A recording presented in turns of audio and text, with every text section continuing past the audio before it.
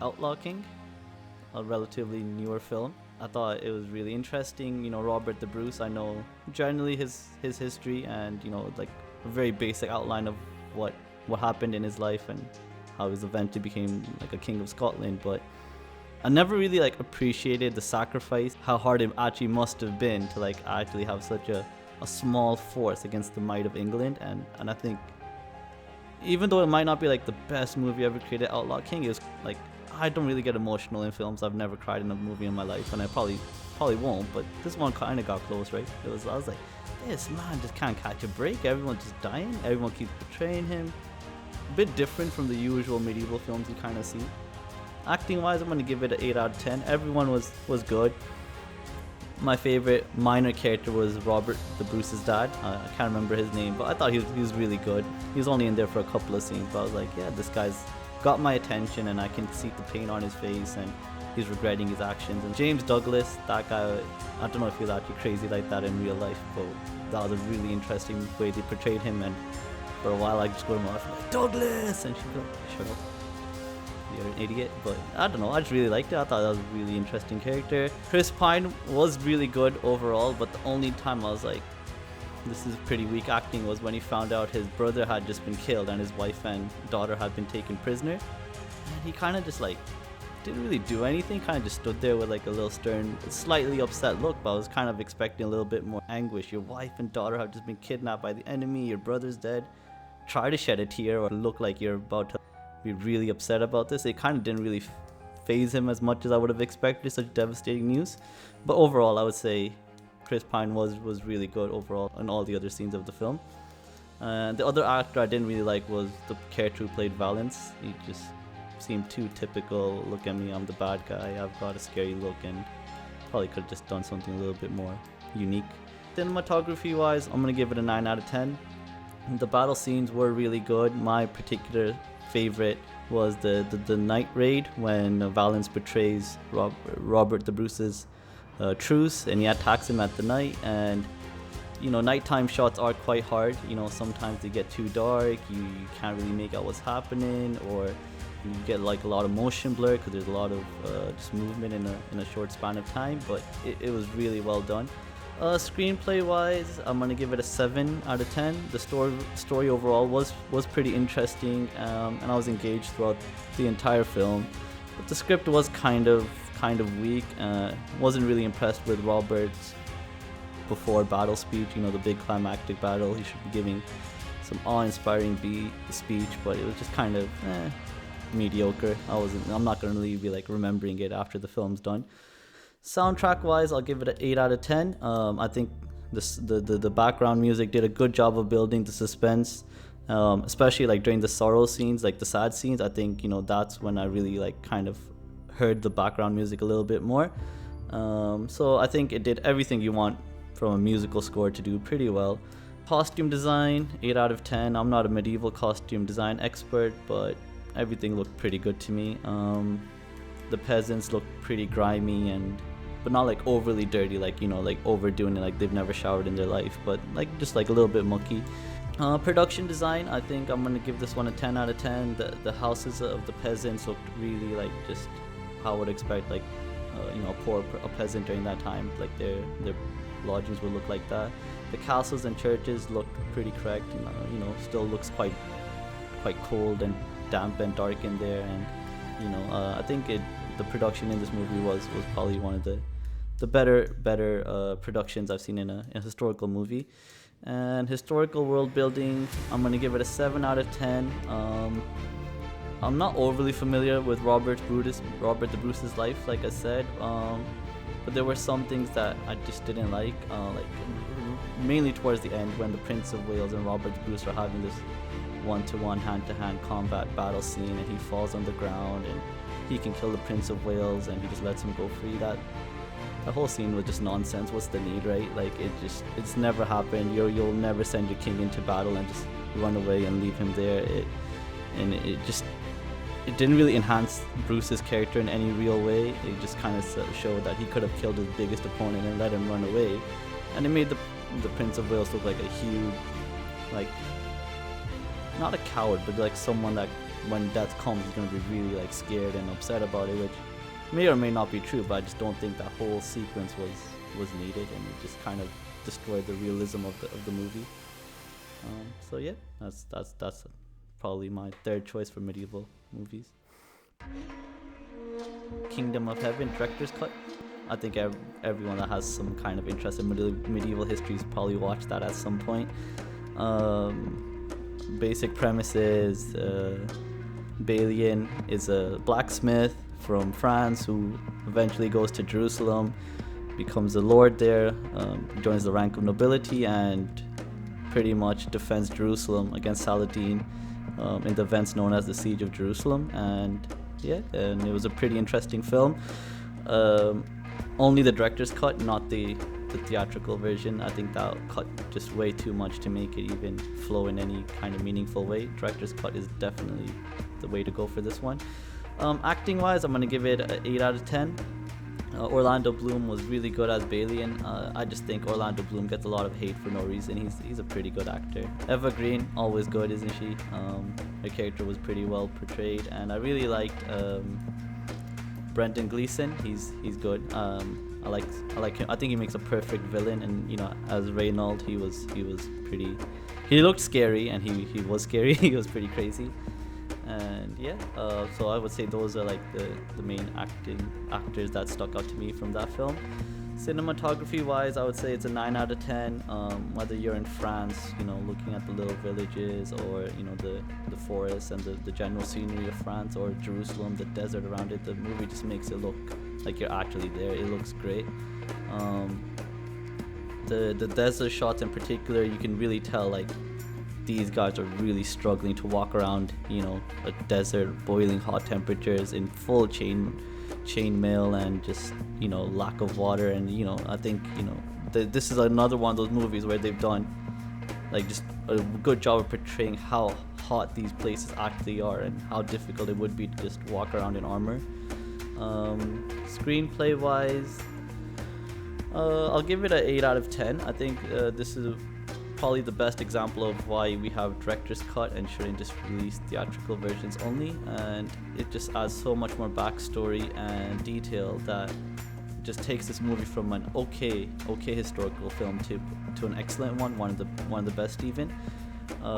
What I really liked was this director's cut. It really develops the character of Balian. You kind of have an idea of why he has such high morals and values, and why he doesn't just always take the easy route when it gets presented to him.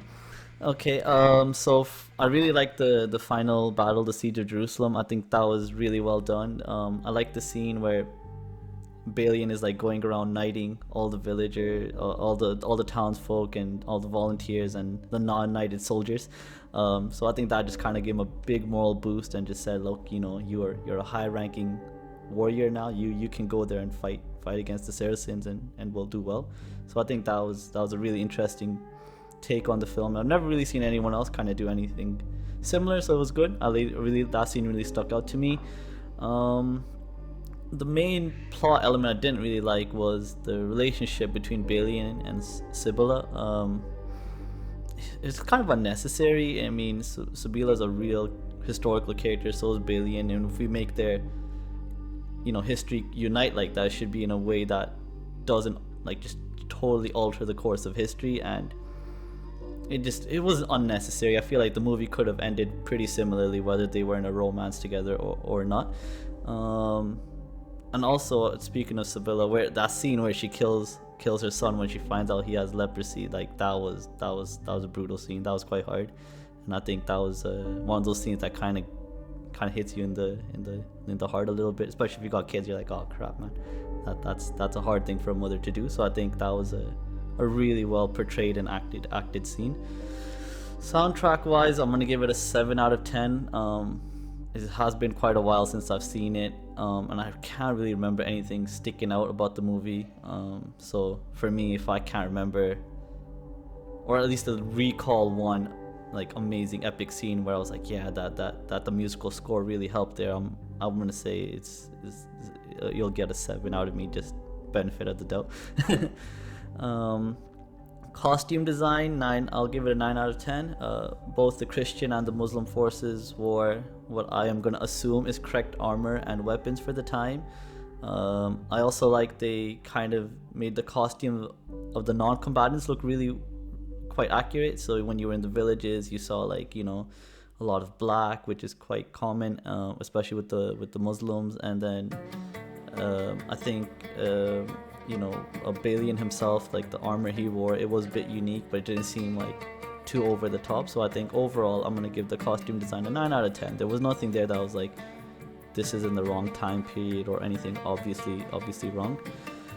Production design, I'll give it a 9 out of 10 again. The small village where Balian lived in the beginning of the film, I think that was really well portrayed. It looked really good. It was what I would imagine a small village in a random area of France would look like. And also just like the blacksmith tools he was using and the forge, it just looked really like quite accurate, because I've seen forges from like medieval times, and it looked pretty spot on. And I think Jerusalem was really good. I just like that it's a very hot desert, and it's a really difficult place to live, and I think this movie did a really good job of portraying just how harsh that land really is and how difficult it is for people that are quite keen to get there, and once they get there they're like, this is not what we were expecting. So I think the movie did a really good job of that. In terms of historical world building, Balian of Ibelin, his overall story is pretty inaccurate. He wasn't born and raised in France like the movie shows. He was of noble birth, and he was, from what I can remember, if I recall, he was born and raised in Jerusalem in a pretty well-to-do family of nobility. And I already mentioned the character of Sibylla. They just kind of butchered her character. There was no need to do a lot of the stuff they did with their characters. From the historical accounts, from what I can remember, I think she wasn't a wife that's trying to betray her husband. Like she might not have liked Guy, but I do think she was quite loyal to him. I think I quite like the portrayal of King Baldwin. He was a very sickly king, but he still had some like majestic power to him. Do you know what I mean? He looked quite regal, even though you could see he's not doing well. He's very sickly, and you could tell he's a very intelligent person. That came off very well in the movie. He could see all this political intrigue in front of him, all these people with quite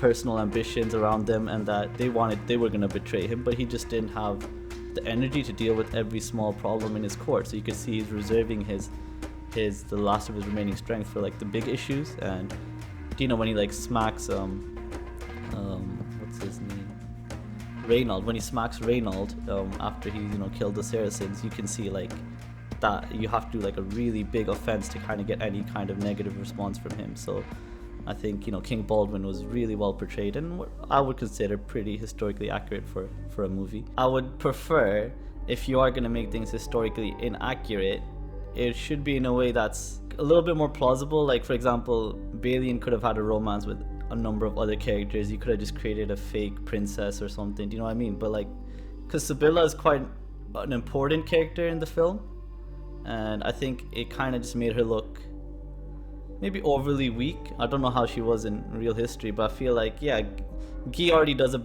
good enough job of making it clear he's the bad guy in the film, and it just didn't seem believable. That's my main concern. Like she just seen him, they kind of just like, oh wow, we're both good looking, let's just hook up. It just, I don't know, like I feel like they weren't really even trying to hide it that much, and like they're like, oh, no one can find out, but she's like staying at his place for like weeks, months on end. And do you know what I mean? Like there should have been some kind of, that's it, that's what I mean. Like if Guy found out that his wife is staying with someone else, you think he'd go and at least confront her, lead an army to go and battle him.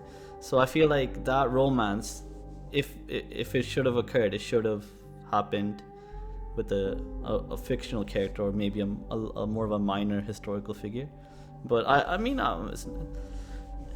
it's a really good movie. So I mean overall it's like a 9 out of 10. But I think we have to be a little bit picky sometimes because nothing's really perfect.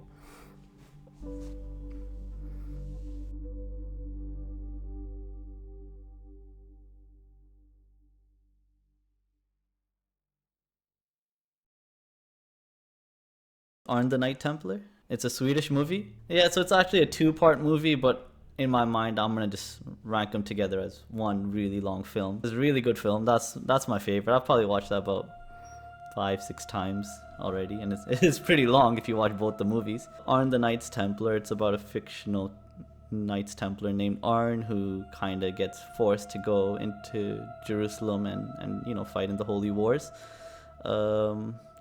Joachim Nattervist or something, I think that's his name.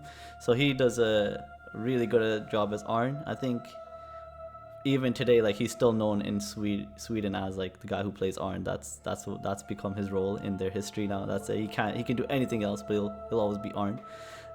He's really good. I think Arn is one of those characters who's quite subtle, so he doesn't really like react too loudly in any situation. He's never like overly happy or overly upset, but he's quite like neutral, like balanced most of the time. But when you see like a big emotion from him, you're like, this is a scene that's kind of more important.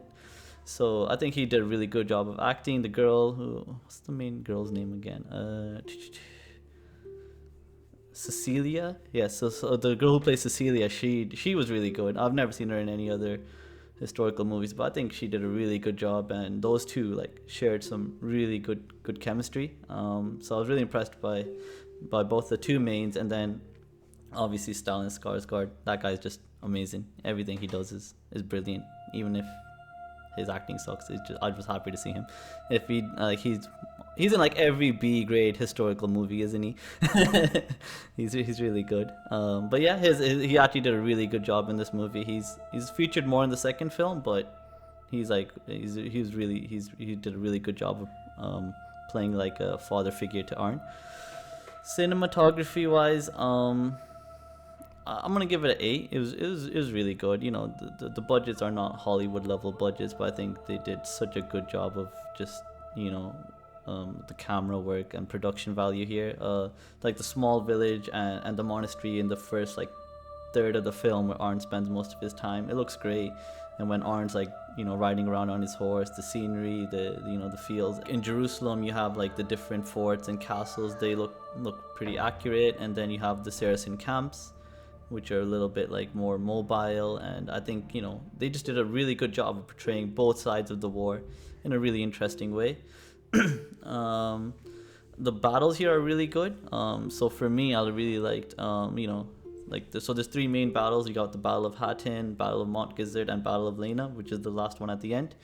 And they were all good. I think like the way they were like executed was really like really well done. You had like the devastation of the Battle of Hattin, where they just kind of got really like just defeated quite badly. That was brought to life really well.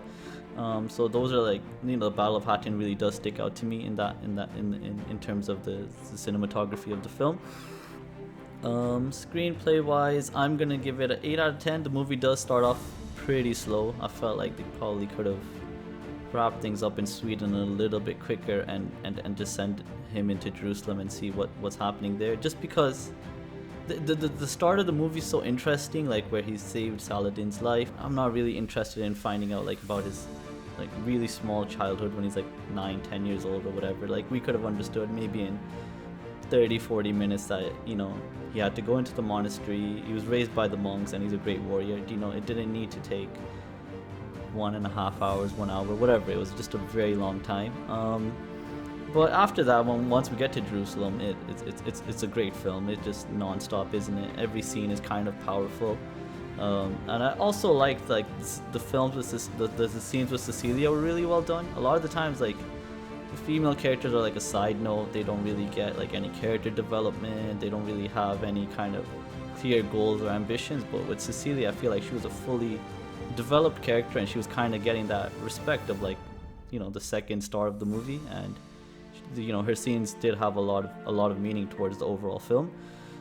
Saladin is very well balanced here. He is probably one of the most legendary military generals in history, and he's a really important historical figure, which is, he's not good or bad, he's just a very complex character. And I think this movie did probably one of the best portrayals of Saladin I've seen.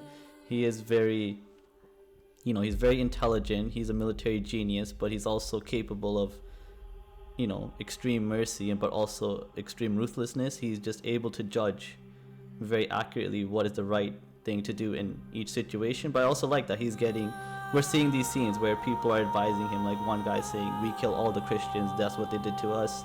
And you have another one trying to be a little bit more rational, if we kill all of them, they're gonna just come and do the same thing. It's just a never-ending cycle. So it's good to see that like Saladin was a military genius, that was a general that was able to get the opinions of all of his chieftains, and then come to what he thought was probably the best overall decision, but not in an emotional way. He's very logical, so I think they did a good job of developing his character. Soundtrack wise, again, 7 out of 10. I don't think, even by their standards, that I think there wasn't a huge effort, I think, put towards the soundtrack, in my opinion. There was nothing really that stuck out to me. It's also the first Swedish film, so maybe the way they use musical scores might be a little bit different, but it was really good during the Battle of Hattin. I think it really enhanced the devastation of that ambush, or unexpected defeat in the minds of the Knights Templars. So I think that was the main place it kind of stuck out. But overall, I'm gonna give it a 7 out of 10.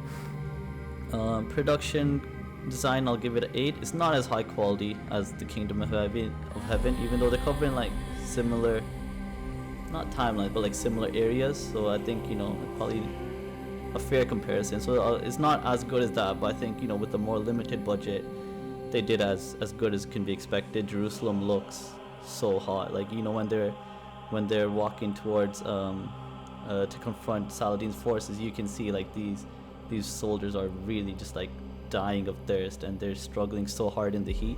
So I think so that's like one of the things I've really appreciated in this movie. They did a good job of that. Historical world building, I think this movie did a good job of it. I'm gonna give it a 9 out of 10. I think this movie benefited from actually having two fictional characters be like the catalyst, or being involved in different historical events. They were not actually decision makers, they were not people that had any influence on how these events occurred. They were kind of just soldiers, or like a nun that just got told what would occur, and they just have to deal with the consequences of it. So it kind of gave you a more lower down perspective. Usually we just see like the high level meetings of the generals talking amongst each other, and then there's nothing like lower down of what like the mid-level soldiers would think or anything like that. So this was really well done, I think, just because they're both fictional. They can kind of do a bit different things that you wouldn't think like a general or something would do from like a real historical figure. So overall, I think with the limited budget, I think I'll give it a 9 out of 10. It was really good.